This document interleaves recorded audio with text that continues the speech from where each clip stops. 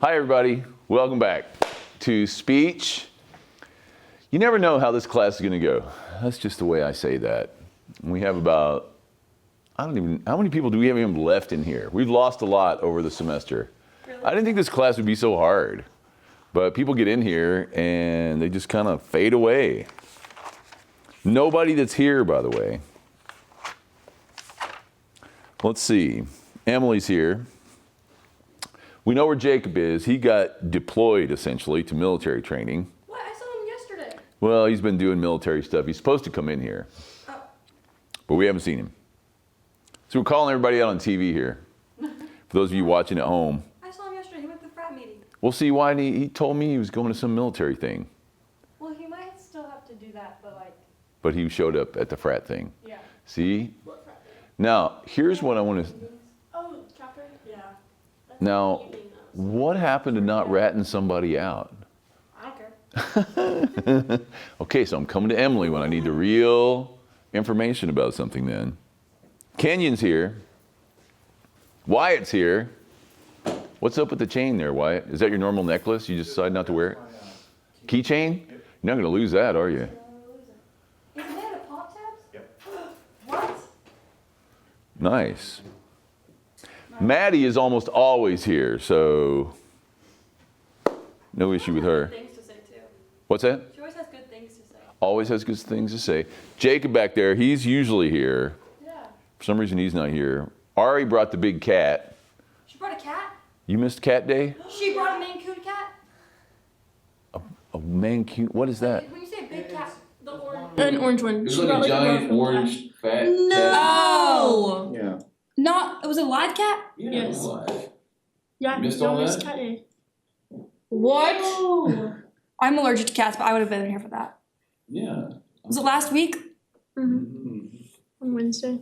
During demonstration day. I was doing something that day. Let's see. Eddie, let's have our Oh my god. cam here, webcam. Big cat. whatever we call this thing. What the heck? Your brother's big cat. Bro, I So could have upset. brought Bo. And she was talking about raising it from a kitten. Oh, it's that cat. Yeah. That's a big crazy. cat. I can't remember what its name is. But anyway, that was. Oh yeah, you come back to me now. So that's where Ari. Wyatt's here. Braden is here sometimes. He works here on No, campus. so he has a job to go to. He's got a job. Olivia's here. Mostly. Mostly. Laura's almost always here, unless she has some kind of golf thing going on. Maggie also is almost always here, but she wrote me a message today, so I'll go with that. So what does that leave us? 1, 2, 3, 4, 5, 6, 7, 8, 9, 10, 11, 12. Oh. And we started with many more than that. Let's see, we lost 1, 2, 3, 4, 5, 6. I think there were 18 when we started, and we're down to 12. And you all are the stalwarts, mostly always here. And of course, I don't have an attendance policy in this class because it's on TV, number one, so you can watch it later if you want to on YouTube, or stay at home and watch it if you choose. Sometimes that's good. Sometimes it gives people a false sense of security and they think they don't have to worry about it. But what I would say about attendance in college is that it's really up to you. You're the one that's spending the money to be here, or somebody's spending the money for you to be here. Speaking of that, the other day I walked into a room at the hospital. I was working, and I walked into the room, and they were watching RSU TV in Tahlequah at They the were? hospital. All right, awesome. Were they watching RSU TV 2 or 1? Do you know? 2. 2 with the classes and everything? Mm-hmm. Well, OCO Tahlequah Hospital. I'm telling you, this class is kind of popular. People I was like like, I didn't know this was actually on TV. Yeah, well, Yeah. of course it is. But some people like to watch it just because it's reality TV. Reality TV. Who aren't really trained in television getting up here and talking about things. And sometimes it can be quite entertaining. Of course, some parents watch. Laura, do your folks watch all the way at home? Do you tell them? You don't even tell them it's on. Huh? Do they watch and you're like at home, like your parents watch or anything? No, you haven't told them it's on? You don't send them a link to the YouTube page? Well, no. about your, you still have your long distance relationship? How about them? You send it to them? Yeah. What do they say? Good job. Yeah. Alright. I mean, there's not like a period. It's just like a link with the results of the tournament. No, but I mean this class. Oh. You send them the videos. And, No. No, you don't want them to see that. No. Okay. Wait, do I find it on YouTube? RCT. Yeah, you're on Yeah, it's YouTube. right there. Forever. That's where I went. I can't find it. It's on there. It sometimes takes a while to track it down. Well, Let me show you how to get there. What's that? Last night I showed to my boyfriend my presentation about the golf swing, and I was like, I'm not going to show you everything, but just like little Parts parts. of it. Yeah, it was. What do you think? She just laughed. Okay. Did you find it? Okay, let me show you how to find it. Since we're just messing around here, who's ready to do an argument today? You ready to do one, Emily? I could like, You can give us like an It's- overview of what yeah. you want to do. Are you gonna get my speech today? Not your speech, Oh. just your idea. Yeah, I can do that. Wyatt, I do. think you're ready? Okay, good. So we'll have a few of them today. Let's see. Let's go to our screen if we may. RCTV On too. one of those windows there. So here is RSU TV's page. And then down here, like this is on what's right now. And then if we go to 35.2 live and hit this on one of those windows there, but we're behind. Oh my gosh, it shows So us. here is Yeah, Ribbit. RSU TV's page. I didn't realize it And showed. then I down thought it showed here, one of like these. this is almost right. Okay, so I'm gonna stop that right now, but that's the idea, is it's on right now. On live television. Wait, you went to. Well, hold on, that's just the stream. Go to rsu.tv.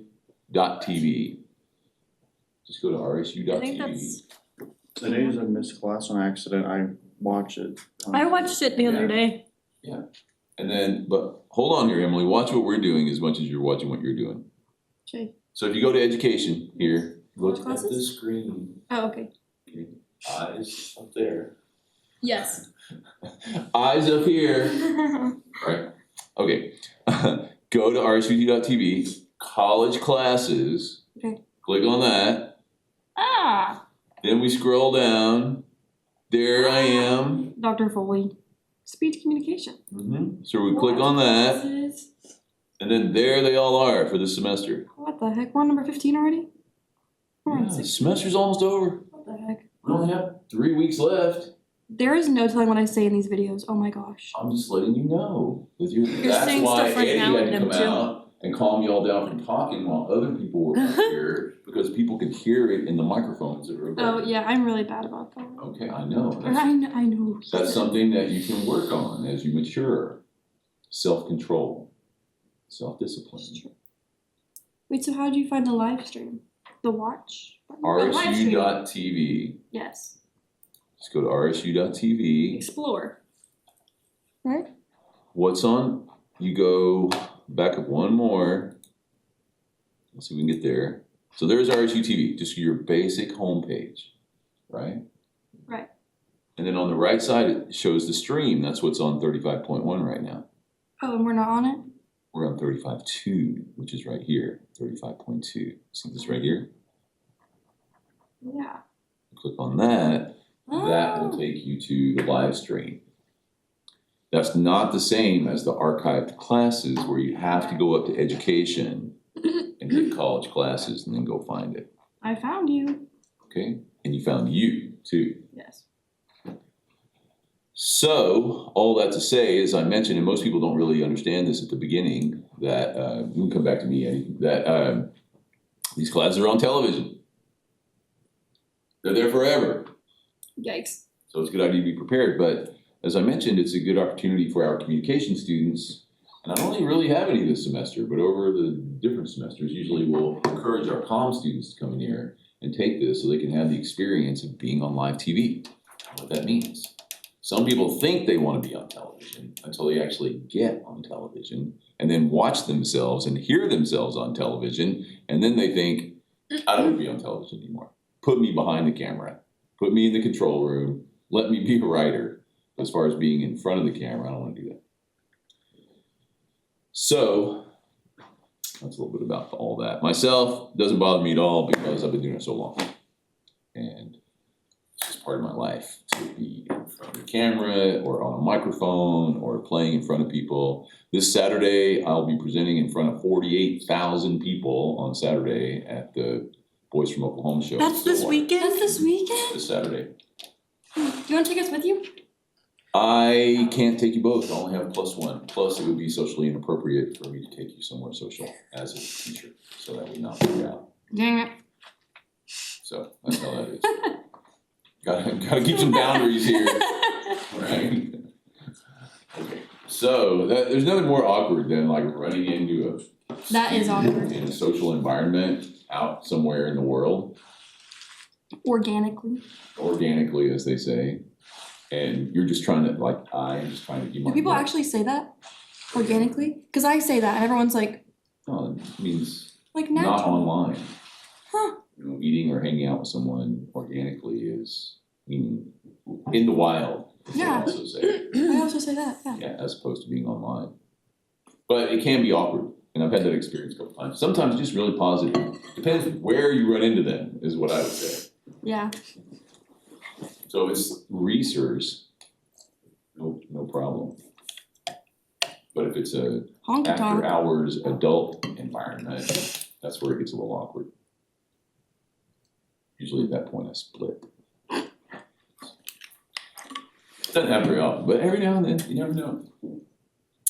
Okay, well, let's hear where we are in the class. For those of you tuning in, here we are 11 minutes into this thing. We really haven't done anything. Find RSU TV for Emily and determine how many people we have left in the class and where we are in the class. And today what we're supposed to do is hear your proposals of what you want to argue about. If you missed Monday's class and haven't watched it, I would recommend going back and watching it because I outlined how you're going to do this. And I'm not going to do the whole thing again. As I mentioned, we're getting toward the end of the semester. After this, I think there's only 6 classes left. So next week would be practice argument on Tuesday, final argument on Thursday. And the next week we come back and we start talking about your final speech in this class, which is about a person of significance to you. How they've influenced you positively, how they overcame something that taught you something, that sort of thing. And we'll spend the last week and a half getting ready for that. Then we do a practice for the final. And it's final exam week. So we are cruising to the end. But semester's not over yet. It's not over till that final step, as they say in the philosophical world. Until you hit that last step, it's not over. And it's never over for me until I have a student crying in my office. And I haven't had that yet. I fully expect it to be Kenyon for some reason or another. Just kidding you, Kenyon. Don't look so serious over there. Where's your office? Barrett Hall, Ah. upstairs, Ah. Fine Arts Department. Mhm. Come over and see me sometime. I'm there all the time. Well, not all the time. With but your I'm there. guitar? What's that? With your guitar? There are a couple guitars in there. Yes. Today there's 3 in there. Because I brought one with me because I'm playing tonight. Where at? A place called New Story, downtown Tulsa. Oh. So, a friend of mine's having a birthday thing, and so he invited me to come over. So I'm gonna go over there and play. That's so fun. Yeah, I like to play. My normal thing is Sunday nights in Stillwater. I play every Sunday night at a place called Willie's. It's a very old establishment there in Stillwater on what we call the Strip, which is college is here, and there's just one street that's got all the different places that students like to go. All right, well, with that, Emily, since you have the most complete and cogent argument already put together, why don't you come up here and talk to us about it a little bit, and we'll see if we can bounce back at you for it. Okay. Sounds good to me. I don't know if I'm gonna put my fingers here. before I get Yes, there. good idea. No gum? No. Okay. God, that was your neck. Nah. That hurt me. Give me time. Oh. Okay. What questions do you want me to answer? Since it's just like an overview. Well, what are you gonna tell us about? Drunk driving. Drunk driving, No. okay. Just drunk driving, but drinking and driving. So not necessarily being fully intoxicated, but Okay, still being so intoxicated. why is this important to you? Because, well, since we're on TV, I'm not gonna announce the name, but March of this year, my brother lost a friend to a drunk driving accident. Okay. And so it's very fresh and very real. Okay, very And personal to you. She was from around here and she was a senior in high school, so it's very real and it's very close to here as well. Okay, well, let's see how this, I totally appreciate and am sensitive to the argument. Let's see what you have before we go too much further. Tell us what your thesis is and Okay, what you're gonna argue for. so I start by, my thesis is, do you just read it to you? That's fine. Use your imagination for a moment. Imagine this, it's a Saturday night, you've been drinking with your buddies or maybe you've been drinking alone. You get into your car to drive and suddenly, you don't know what's happening. You're in another lane. In just a few minutes, a life is lost, a family is shattered, futures are destroyed, and you're facing life in jail.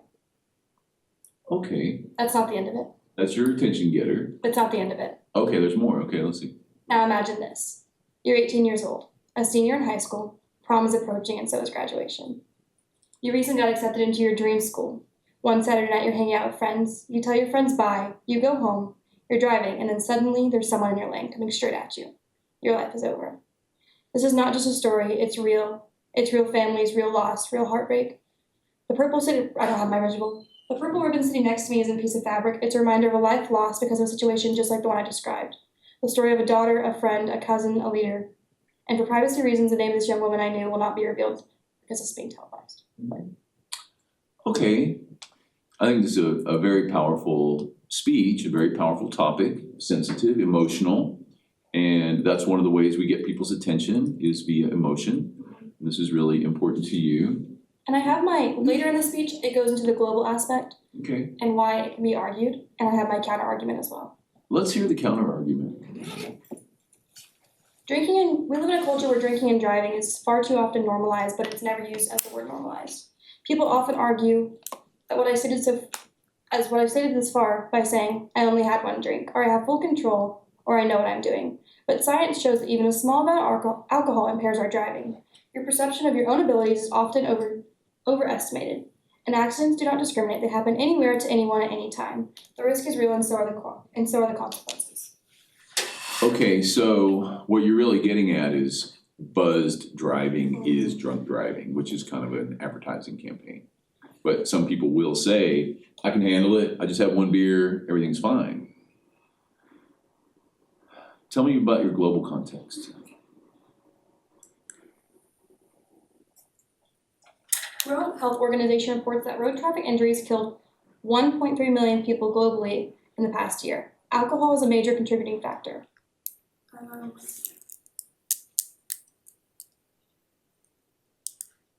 Where did it go?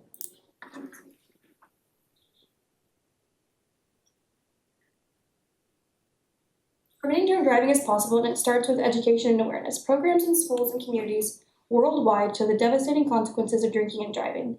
But awareness enough is not alone. It talks about the law that was just placed in Oklahoma with the felony that just got placed in November of the past year, that a felony with a high BAC is now, or a DUI with felony, or a DUI is now a felony. The DUI is felony, right? And then it talks about how countries that have stricter drinking and driving laws, or like more ride-sharing apps, or people who just choose to like have a designated driver have less crash rates, and the U.S. is not one of those. It's where it's like less normalized. So what's your call to action? What do you want us to do about it? So can I redo that, or do you want me to just tell you? Okay. Yeah. It's a universal and moral responsibility. Every life is valuable, every choice matters. By taking action, we contribute to a global movement for safer roads.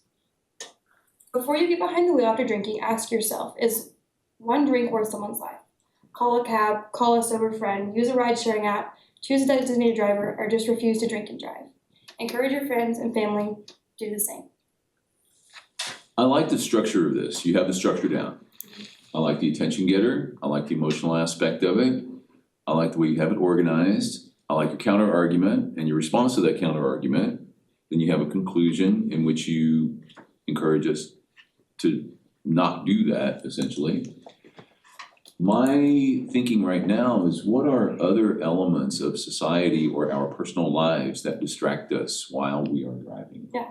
What are they? What are some others? Cell phones, just not paying attention. Even music can be distracting. Okay. Changing your music.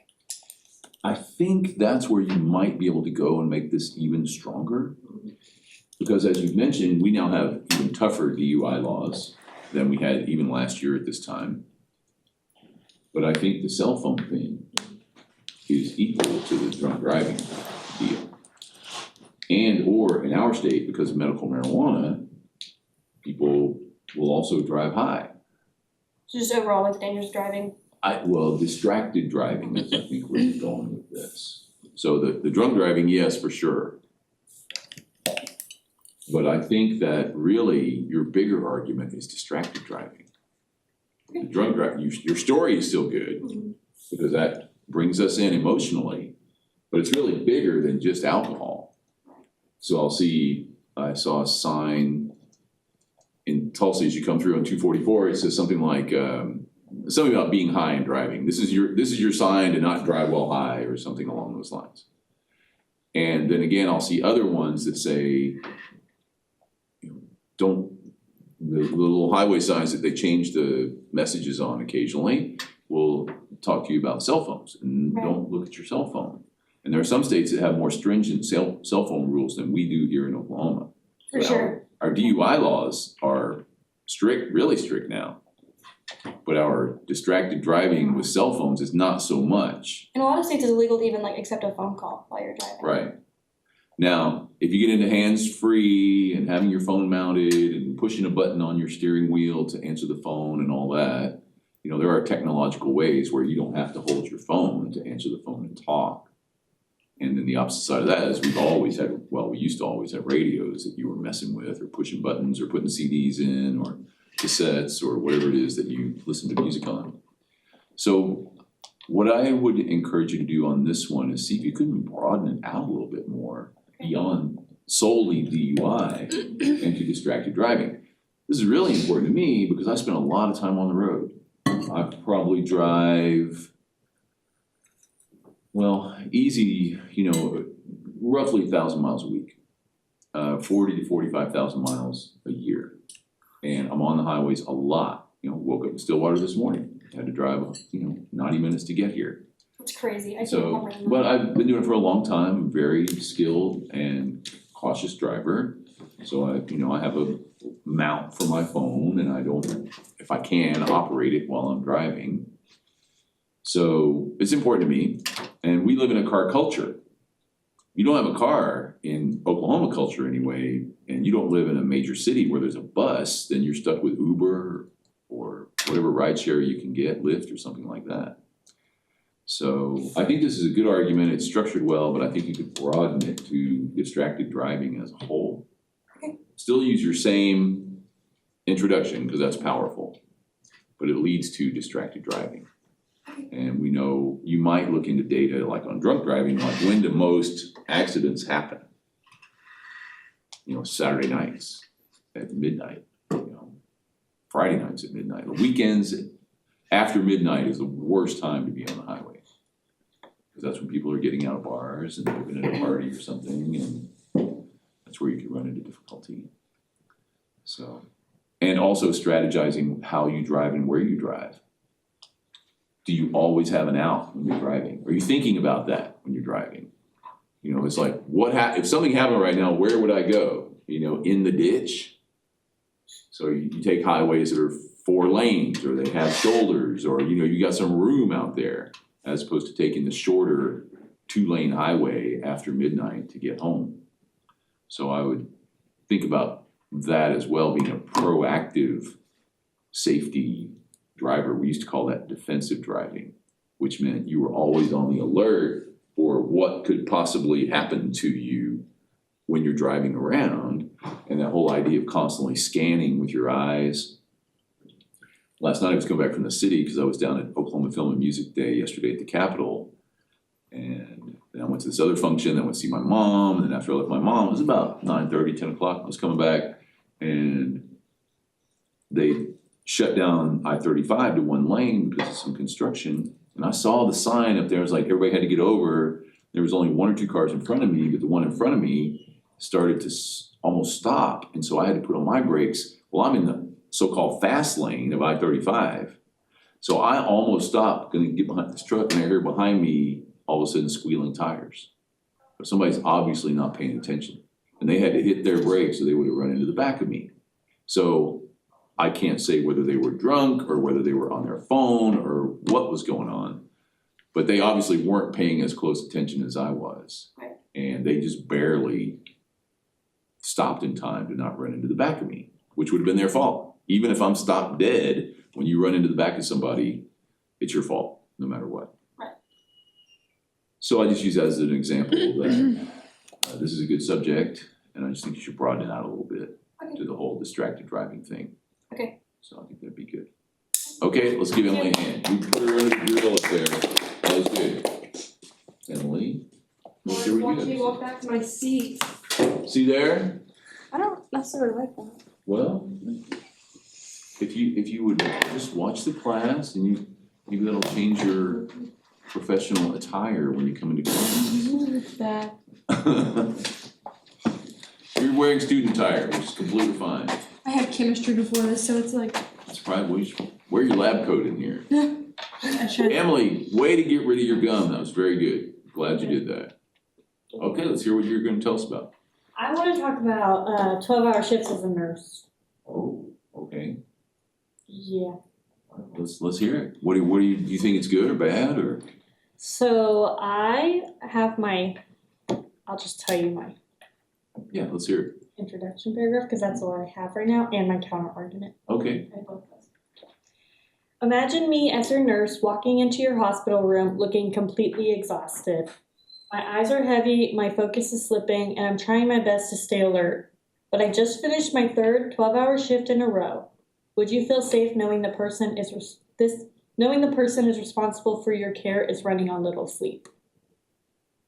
okay, and? So that's my introduction. Okay, so imagine, well, what's your thesis? What do you think? I'm saying, I don't have that part yet, but I'm saying that multiple 12-hour shifts in a row are not good for your mental health and for your ability to function. Okay, what's the counter argument? Some people argue that working multiple 12-hour shifts in a row is actually beneficial. Many nurses prefer stacking their shifts together because it gives them more consecutive days off. For example, working 3-hour shifts in a row can lead to 4 days off, which allows for a better work-life balance, more time with family, and fewer commutes to work. Additionally, hospitals rely on these schedules because they need help with staffing shortages and ensure continuity. Thanks. No, say it again, continuity? Continuity Good. of care. Having the same nurse for multiple days in a row can help patients feel more comfortable and reduce miscommunications between staff. Okay. And it's a 24-hour day, so that's 2 shifts that takes up the whole day. All right, what other professions have 12-hour days? Like industrial areas. So, like, what do you mean, like welders or? Well, GRDA, I know a guy that works there in an office, and he manages the electric from his office. And he works 6 to 6. Okay. Anything else you can think of that, like, why do they do 12-hour shifts? I mean, you brought that up a little bit. And you do these 12-hour shifts? By day 3, you're worn out. End of day 3, you're worn out. But then you get 4 days off. Well, I get 5 days off because I come to school. Okay. So you really, I don't really work the same amount of shifts, but last weekend at the hospital, this herd of doctors was standing at the nurses station, and they were like, yeah, we're on day 6. So they do doctors do 12-hour shifts too though, right? Yeah, and they were on day 6 Okay, of their 12-hour shifts. okay, then they get. So, yeah. And a point I have in here is we're scheduled to be there by 6:45 for our shift to start at 7, and then we can't leave until at least 7:15. Mhm. So that's really 12 and a half hours. Mhm. And by the time I drive 40 minutes home from the hospital, I'm not getting home until 8-ish, and then eating dinner and getting ready for bed and everything, and then I'm back up by 5:45. Have you looked into the history of this, like why this is the case? Not yet. So that's the first thing I think about. Like, what other positions have these length of shifts and why? You not drink coffee or Red Bulls yet? I drink V8 energy drinks. Does that have caffeine in it? Yeah, but only 80 milligrams compared to like 200 in the Alani's. Sounds like you need to up your caffeine level on that last day, I think.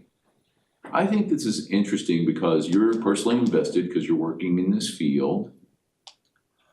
Of course, this is a standard worldwide thing. So here you are getting involved in the health industry and you're like, wait a minute, 12-hour shifts, 3 in a row. I don't know about Well, that. it really doesn't bother me, but when I only get 2 days off and then 3 days back on, I don't really think that's But enough. that's because you're in school. Like if you were not in school, it'd be 3 days on, 4 days off. For the rotation we have at my hospital right now, it's 3 on, 2 off. Okay. So here's the big thing about the argument. What do you want us to do about it? What can we do about it? How do we take action?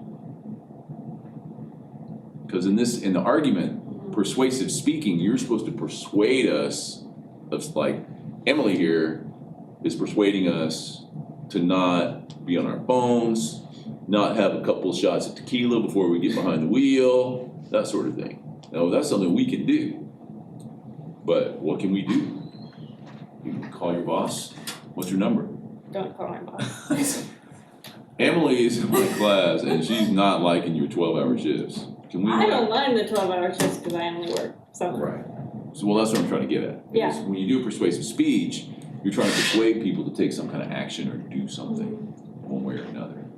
So, while this is really important to you, and the structure of the argument's okay, your call to action is gonna be weak because we can't do anything. So you wanna just think about that. You might change to something else. Okay. Or you might say to your fellow students here, if you don't wanna work 3 days in a row for 12 hours, you might as well forget the healthcare profession because that is a standard, unless you work where? Like a clinic where it's 8 to 5 or something like that. So that's about the only way I think you can shape this to your student audience, because that's an important part of persuasive speaking, is knowing who you're talking to. So since you're talking to us and your fellow students and me, well, I'm not gonna go into the healthcare profession. I'm a healthcare customer, is really all I am. I don't know, patient, I guess is what we say there, not customer. Ken, you like that? Customer? Healthcare customer? Dental customer? Okay. I think you've got something to work with here, but you have to think about your conclusion and your call to action in any persuasive speech. So if that's gonna be your call to action, y'all better think about going into the healthcare world, because you're gonna have to get hooked on Red Bulls to make it through all 3 shifts. Or energy drinks, not to promote them. So, do you have any other thoughts on this whole thing? No? When do you go back to work? Tomorrow. Tomorrow? For 3 straight days? No, I just got a new position, so I'm only working 8 hours now, but tomorrow's my first day. Wait, you've been working 12 hours, and now you're only working 8, and you're arguing? Well, see, you already solved your own argument. Yeah, I did. Okay, you need to think about this. All right, let's give her a hand anyway. I say anyway. She got up there and took the grilling. That's what this is about. Wyatt, you're up next. And if the others of you have thought of anything, you're welcome to try it. Let's see. What jobs have 12-hour shifts? It says like, I look it up too. Like And? city workers, 1 second. What jobs? I just looked it up, sorry. Like, okay, it says healthcare, security, emergency services, manufacturing. Mm-hmm. Oh, yeah. Paramedics, respiratory therapists. So I work at a welding shop during the summer, Mm-hmm. and our welders only work 10 hours, Mm-hmm. but they work 4 days a week. And get 3 off. That's their 40 hours then. Yeah. Police officers, firefighters, correctional officers. Yeah, correctional officers. 24 hours. Firefighters, 24 Firefighters, hours. 24. Yeah. 24 on, 48 off. Or yeah, I My don't aunt know. and uncle were both on duty firefighters and paramedics both at the same time, Mm-hmm. so they were always out and doing that. Mhm. Yeah, my dad's a captain at Tulsa Fire. Okay, so he has to do that 24-hour stuff. electricians, power plant operators, warehouse people, truck drivers, train crews, air traffic controllers. Yeah, could you imagine being so tired and be like, there's another plane coming, don't go. Casino workers, Oh. stage crews, show business, radio hosts, TV news production crews. Oh, but that's what I was gonna tell you. Sometimes, like when our welders, like if we have a massive project, I'm so sorry, Larry. No, you're right, go ahead. When we have like big projects, our welders will work 16 hours. And it's like they're on for 16 hours and go home for only 8 hours. So they're actually only getting like 6 hours of sleep. I'll say this, I was driving home last night and I was in between Guthrie and Stillwater, and they're building this new 4-lane highway, so that side's closed, you drive down this side. And there was a guy out there with one of those big concrete things with the saw in it. Oh. And it was after dark, and he had this like headlamp on, and there was only one other truck out there with his headlights on. This guy's out there at Yeah. 9 o'clock at night, Mhm. working on the highway by himself. So currently the road construction here in Claremore Mhm. only works at night. Yeah, but say they only work at night. So, Oh, yeah. only So work at night. when they repave all the roads out here, they Mhm. only do that at night, Okay, Yeah. which kind of convenient. yeah, Yeah. there's not as much traffic and that sort of thing. You know, on the way to Locust, they were closed on the 16th, but it was from midnight to 4 a.m. for like 3 days in a row. Yeah, so that's normal, I guess. Well, Wyatt, what do you can tell us about? Okay. I like that Hill Camp shirt, by the way, that's a good I one. got it at Hill Camp. Yeah, I know, I just like it, it's a good one. Some of them are a little cheesy, but that one's good. Yeah. That one was cool. So original topics, I was gonna do abortion and euthanasia, which is both kind of similar, but not the same. Mhm. But I swap it to euthanasia because abortion has been kind of solved a little Kind of bit. resolved here, okay. I'm gonna argue that euthanasia should be legalized to a certain degree Of humans? of humans, not animals, Okay. but humans. Mhm. So, I just kind of wrote down not a lot of my thesis, but I have my intro and Okay. some of my Let's hear what you have. So, okay? What does it really mean to care about a life? It's simply keeping someone alive no matter the cost, or is it making sure that a life is with dignity, comfort, and humanity? I ask that. I've seen the reality of this issue firsthand. I watched someone that I love, my grandparents, suffer 2 weeks straight after a car crash. They were in pain constantly, and they were not getting improvement.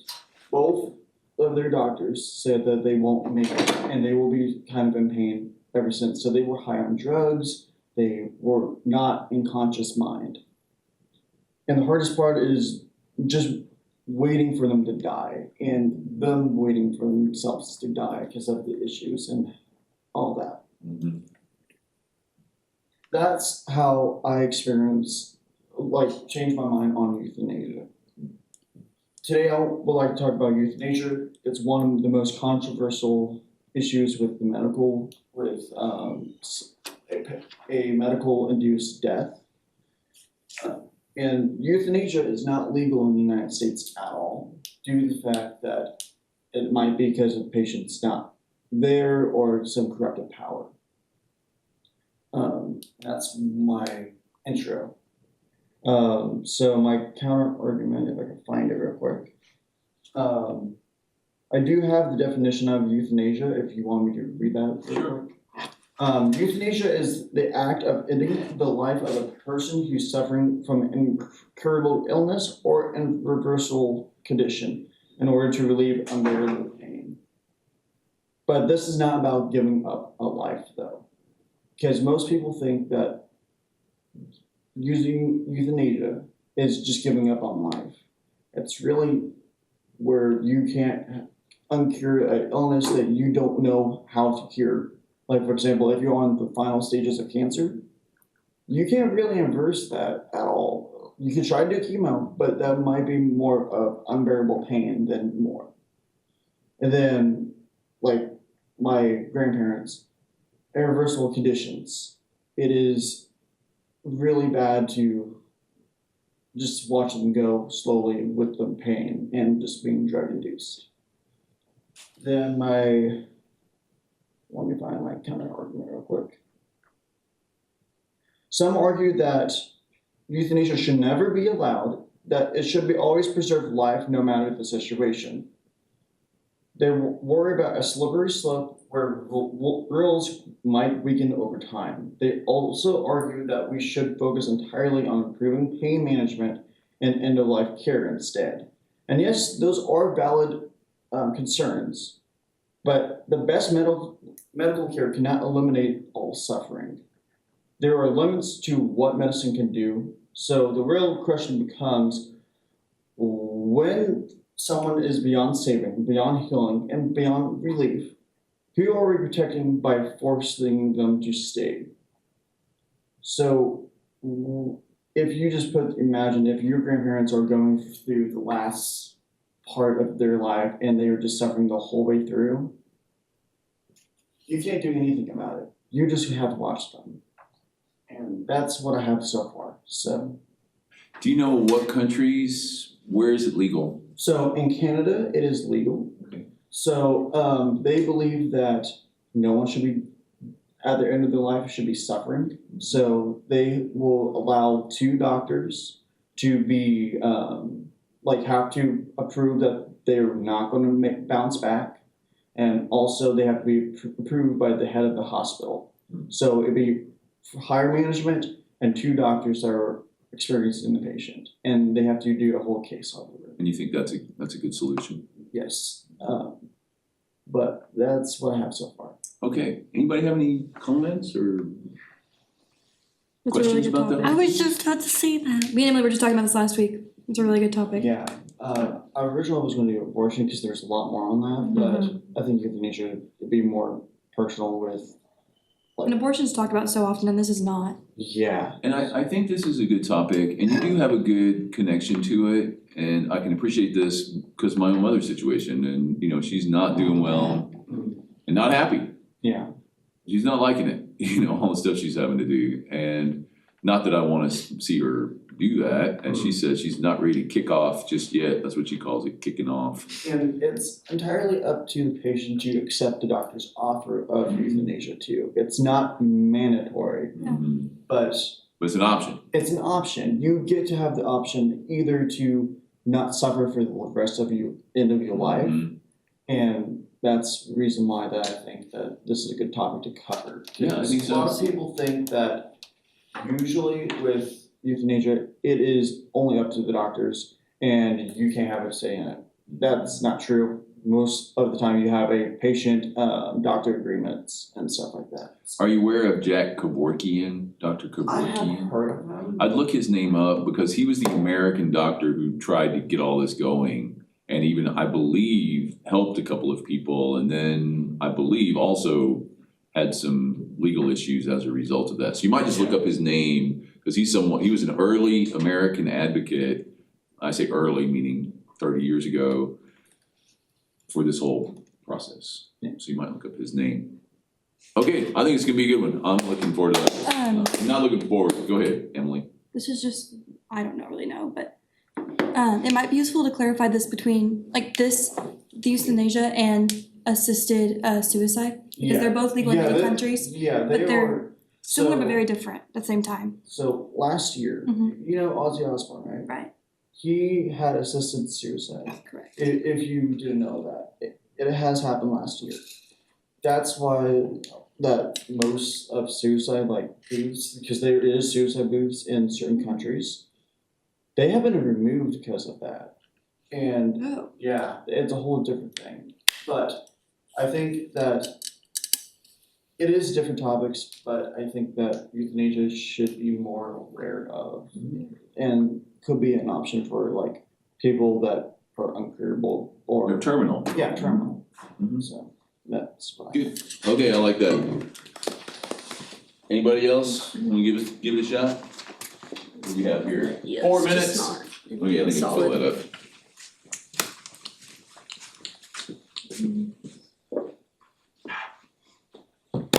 One of the biggest arguments I've seen this semester is that book that I shared with you, The Digital Delusion, about children should not use Okay, screens. so that's there's- one of yeah. my 2 ideas is removing technology from the classroom Okay, I like it. And my other idea is trying children who commit murder as adults. Oh. Oh. How old?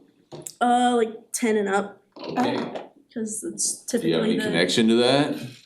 So in high school, in my AP English class, we did, she gave us a list of like children who had like committed murders and their cases, and we had to like build a presentation over it. Mm-hmm. And, So- I thought it was really interesting. And So you're- that's for like all like big, not just necessarily murder, but like assault cases too. There's a lot of them like that. So what I would say is, that's a really interesting topic, but I think you're more connected to the first one, the technology in schools. Yeah. And I think that that's an important argument because we all have technology and there's good elements of technology. There's talks of it in Oklahoma, or maybe taking out Chromebooks and I think stuff you from the should, classroom. I think that would be good. Laura, do you have an idea? Maybe mental health, What about anxiety. that? Okay, so there needs to be more attention on it? Yeah. And what would be the counter argument? That's what you need to think about. What would be the opposite side of that? So you need to think about that part. If you don't have that opposite side, you don't have argument. See, so the opposite side of it is that, you know, you're just weak mentally. That you need to get it together or whatever, as opposed to not taking this mental health seriously. That can lead to depression and self-harm and that kind of thing. If you have somebody over here saying, tough it out, you'll be all right. And over here, it should be, I need some help. I need to talk to somebody. So that it has potential, especially for college students. You know, we all think we're supposed to be super strong and just power through everything, but sometimes it's not possible. So that could be a good topic. Kenyon, I see you working diligently there. Do you have a topic yet? Banning cigarettes. Banning? Just outright ban? Yeah. Okay. What's the opposite side of that? Rights. Yeah, personal rights. You can kill yourself with cigarettes if you want to, right? That kind of thing. How about, I think that'd be an interesting topic, and if you look into it, I don't know if y'all are aware of this or not, but up until around early 1900s, tobacco did not have any additives. It was just tobacco. Around 1910, what the tobacco companies realized was they put some chemicals in the tobacco, it would make it easier to inhale. Because prior to that, people did not inhale tobacco. You just puffed it. Once they put the chemicals in there, you could get it into your lungs. And they marketed it as a cool, easy thing. And so that's really where commercial tobacco took off. And that's when the cancer cases started rising. So I think it'd be an interesting topic for you. You might also, since you're aware of oral health, how that impacts your teeth and gums and all of that. So that'd be an interesting topic. Okay, we have 50 seconds left. What is this, Wednesday? Mm-hmm. So we are not back until next Monday. And again, we just have a few classes. Monday, practice. Everybody gets a chance to roll through it once. And hopefully Wednesday we'll get through all the finals. There'll be some rollover to the following Monday. And then we'll start on those personal speeches. So that's what we're gonna knock out. Wyatt? So Monday I might not be here because I have a fashion show to plan. It's okay. Are you doing that? I'm It's so I'm fun. a senator, so I'm one of the head people running it. I've heard about that. Yes. It starts at 5:30, and also it's gonna be RCTV that's gonna be streaming it and everything. Cool. So. Well, we'll look out for you. All right, well, everybody have a safe weekend. Don't drive distracted. Facts, Let me don't know all do your it. activities you're doing around campus. And I'll we'll appear at your doorstep if you do. We'll see you next Monday.